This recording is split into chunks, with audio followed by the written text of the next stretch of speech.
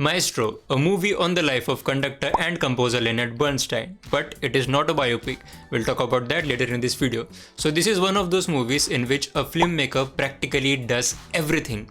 Here in this case, it is Bradley Cooper. He's one of the producers of the movie, he co-wrote the movie, he directed the movie, and of course, he acted in this movie as well.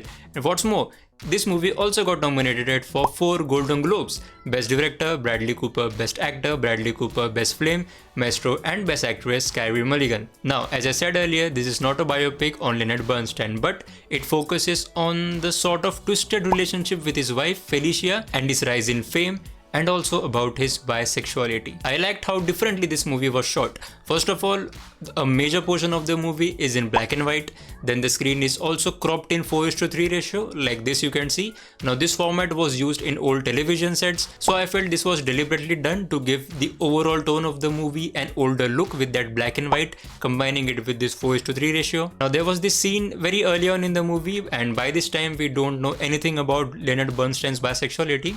Now there's this black and white screen. Now we can see a curtain. In front of the curtain there is this guy talking on a phone. He gets very exciting news, he is very thrilled about it, and he opens the curtains, and then we can see he's sleeping with a guy. Now that is how we are introduced to the bisexuality of our lead character. Now I felt that was a pretty strong start to the movie. Now if I talk about the cinematography and the direction of this movie, now there were a lot of shots which were only conversations between Leonard Bernstein and Felicia, and they were not shot in a conventional way. Now what I mean by the conventional way is close-ups of the characters. Like if there is back and forth between two people, you tend to show the close-ups of their faces, right? But here in this movie, there were just still shots. Simple as that. A wide-angle shot in which we can see both the characters at the same time, we can see the surroundings. That's it. Simple as that. No cuts, nothing. And in a similar scene, we don't even see the characters. We only hear them talk from a distance. Now why did I mention that? Because I heard it somewhere that whenever you cut in a scene, you are going away from the reality. Every cut means you are detaching from the reality of that scene. So that's why I felt that those long shots, those still shots were pretty decently done, because they were conversations and were very important conversations. Now again, such scenes definitely gave a little different experience of watching this movie.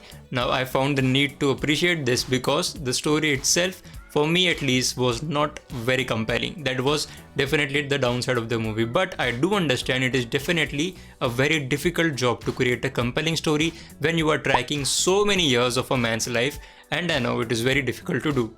Though I felt the movie gets better overall in every aspect as the movie progresses, but at the same time I wasn't really invested emotionally with the characters. I only felt strong emotions in the very later half of the movie. Before I appreciate Bradley Cooper for his work, I do want to talk about Carey Mulligan.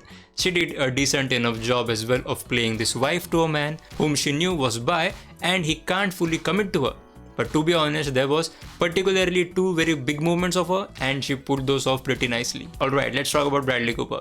What an actor this man is. He completely disappeared in the character, and the prosthetics department also deserves a mention here. Bradley Cooper also had this shift in his speech which was expected if you are playing such a character whom you are showing this journey of different ages. So as his character got older, his speech definitely was changing. That was pretty good to see. Now let's talk about the scenes in which he was the conductor. Brilliant. The highlight of the movie, for me at least, was this scene in particular. This man was possessed, absolutely possessed, completely gone, plus the music.